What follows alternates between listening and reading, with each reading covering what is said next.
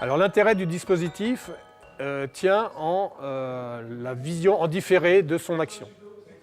L'élève essaye de faire un mouvement avec des critères de réalisation et il va pouvoir, avec ce dispositif de vision en différé du mouvement, vérifier si ce qu'il a ressenti, ses sensations kinesthésiques et visuelles pendant le mouvement, étaient la réalité de ce qu'il voulait produire.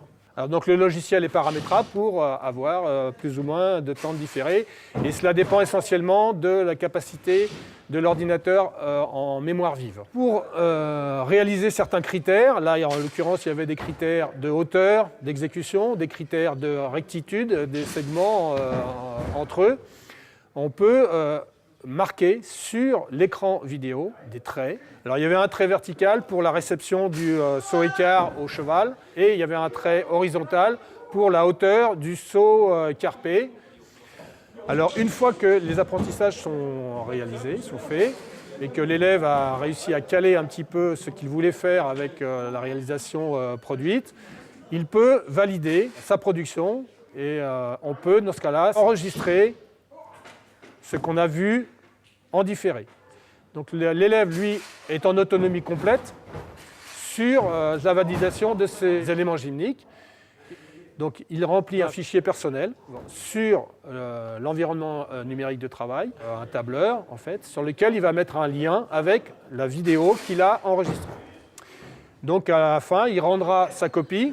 La copie en EPS sera un fichier, un tableur avec les liens vers les réalisations soumises à l'approbation du professeur et à la notation du professeur. Alors, cette fiche personnelle, c'est une fiche qu'ils doivent produire pour valider des compétences B2I, c'est-à-dire savoir ouvrir un fichier, savoir paramétrer un logiciel, savoir créer des liens hypertextes. Voilà. Donc ils doivent retrouver ces items B2I et les soumettre à validation par la production de leur portfolio. Et ça se fait aussi également dans le temps libre, hors cours EPS, où ils mettent en place donc, tous les éléments, les liens vers les vidéos qu'ils ont enregistrées, qu'ils ont renommées, etc. Alors voilà, la vidéo est disponible, puisque de toute façon, elle est sur le réseau. Et il peut récupérer la vidéo en la copiant sur sa clé personnelle.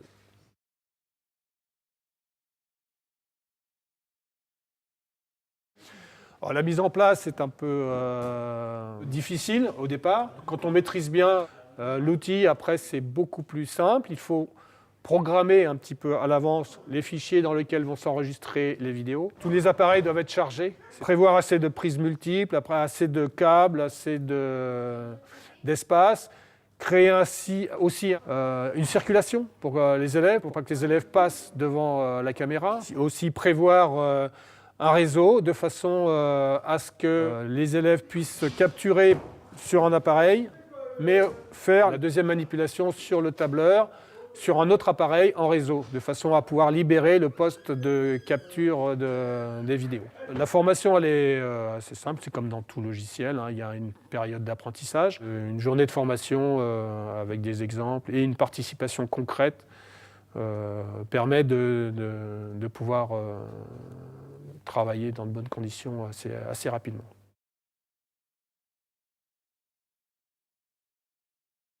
Les plus-values pédagogiques sont de plusieurs ordres. Elles sont d'ordre de l'élève, qui va devenir plus autonome sur ses apprentissages, qui va pouvoir mettre en relation les consignes, la visualisation de ses actions, donc être acteur de son apprentissage.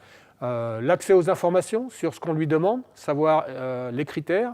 Donc il y a un fichier qui a été fait pour montrer les attentes du professeur. La finalité, elle est concrète et plus du tout la même approche de la validation des compétences de l'élève. Voilà.